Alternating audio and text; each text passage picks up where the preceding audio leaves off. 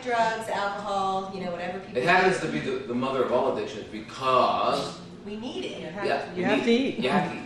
Maybe. Maybe. I'm going to put a maybe on that. And I'm going to put a maybe on that because it turns out that we might not have to eat. But for now, I'm talking about fasting. Because you have to abstain from it, just like you would abstain from alcohol to get rid of that addiction or whatever.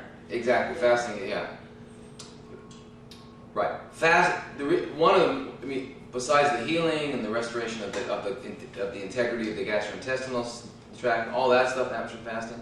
What fasting does is it allows you to remember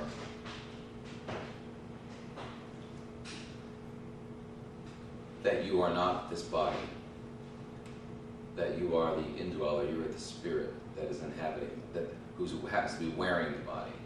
Otherwise, fasting does that. You know, it's an extremely. Every religion has it, right? They have, you know, Ramadan has it. The Jews have it. The Christians have it. Hindus have it. The Buddhists have it. It's clearly a way of becoming more aware of our spirituality. You know, when people say I had a spiritual experience, that's kind of backwards. You didn't have a spiritual experience. You are a spirit having an earthly experience all the time. You just remember it for a second. Okay, so anyway, what fasting allows us to do is it allows the body to become less, our consciousness can come out of the body and you can be what it is. But anyway, so, all right, so the minute we're born, we start, the goal of parents is two things. Number one, you're not good enough, we're going to fix you. Your instincts are totally unacceptable, we're going to change them by enculturating you. Okay? And number two, the minute you open your mouth and do anything else, we're going to stick some food in it. And so we start getting stuffed early on. And so food becomes it's more than sustenance. It's more than sustenance. It carries on a lot of emotional thing. It means your mother loves you. It means blah, blah, blah, blah. You know if you get your food, you're going to stop crying. So we're trained in that. So here we are, we're messed up. We're really messed up. We're living in an artificial world and all that sort of thing. So when we talk about what is food, you guys are hitting on it. Food is for nourishment. Food is for energy. It does those sorts of things. That's not why we eat. We eat to pleasure our tongue. Okay? Because we have no clue what appetite means. Okay? We think we're hungry. None of us have ever experienced it. If you haven't fasted for at least 3 weeks on water, then you don't know what hunger is. Hunger is not painful. You never have to eat. It's a longing. All the physiological requirements in life are a longing. Until they become too long. I mean, like when you first have to have a bowel movement, it doesn't hurt unless you have diet. I mean, if you're healthy. Let it go. You're in it. You know, if you hold it too long, if you go beyond it, it's going to be a problem. Sexual desire. It's not painful. I'm going to do it. Well, some people, but you know, for most people, like. But I'm just saying. So, and that's what hunger is. Hunger is a longing. So if you wake up in the morning and you're going, oh my, I need to eat. No. What's happened is you finally got rid of some stuff, and now you're experiencing the gastric irritation from having eaten improperly the day before. That's not hunger. Hunger is a longing. So that's the physiology. Appetite is a learned behavior. You're gonna have an appetite, and I'm telling you, by 3 or 4, it's done. So I would never work with kids because they can't convince the parents. But by 3 or 4, you have your appetites. So if that appetite is live monkey brain, if that appetite is crickets and beetles, that appetite is tarantulas, if that appetite is eating a piece of decayed muscle from a tortured bovine, whatever. Whatever that is, an appetite. You can also have an appetite for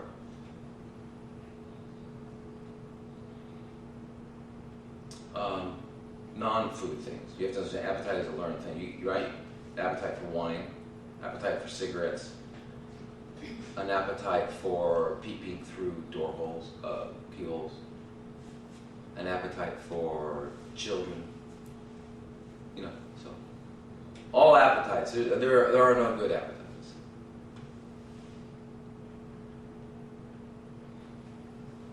Because they're learned. And everything that we learn in our culture is against nature.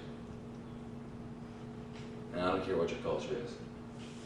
I also read about fasting, that people that go to lengthy fast so that they're going to go as far as to experience true hunger, that it's supposed to be a pleasant sensation. It's a pleasant sensation. Even your breath becomes fresh and you're salivating. Right. You're ready to eat, and it's and supposed to be then when you good. eat, you're in a natural state of prayer. Right. You know, because it's a wonderful, fantastic thing. It doesn't become this. So, let me get back to this. 80. Okay, so what's happening now is you are all.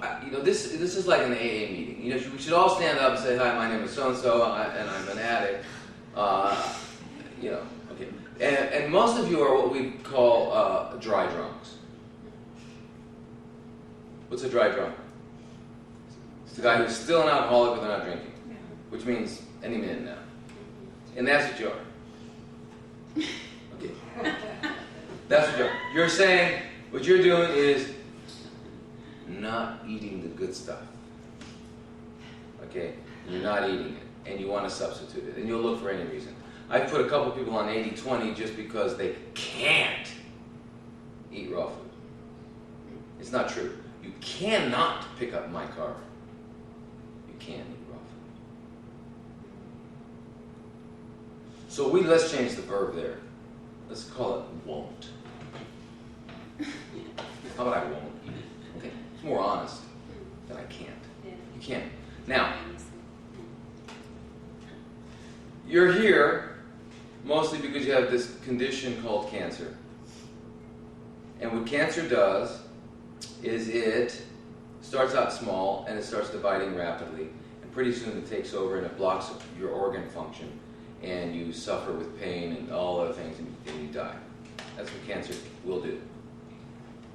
Okay. What is cancer? Cancer is the body's extraordinary effort to protect you from something.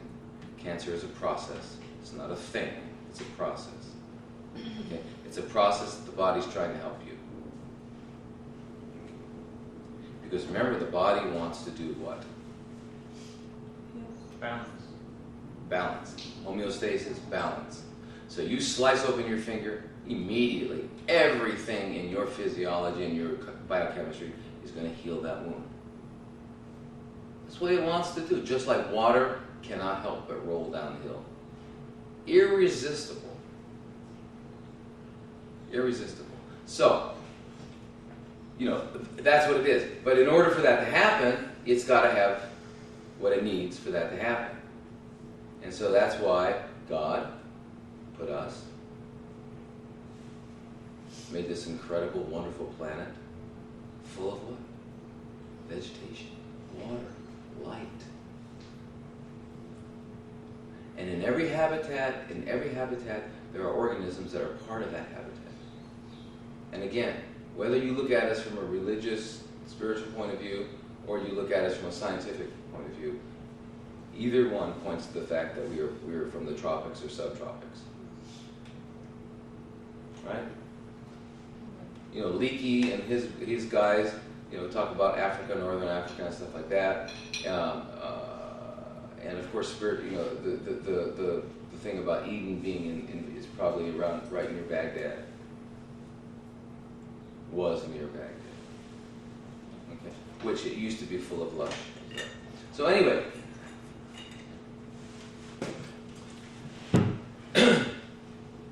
Let me ask, right now you have a serious condition that is what they call terminal and fatal. Is it? No. Not at all. Not at all. Not at all. But you got to understand, those white coats, those white coats are, the people in there are no different than the warlocks and witches of old. Because what they do is through fear and intimidation, they hypnotize you and they get you to do. I was talking to a lady yesterday And another lady, one lump in one breast, she had both breasts taken off. Well, take your ovaries out, take your uterus out. In fact, take out half of it. Let's get rid of starting your colon. You don't need a colon. Let's just. Right, how about this? We had a lady came in with ovarian cancer. Right? Ovarian cancer, just diagnosed about I don't know, 3 weeks or 4 weeks before. But 10 years prior, she had had her ovaries removed.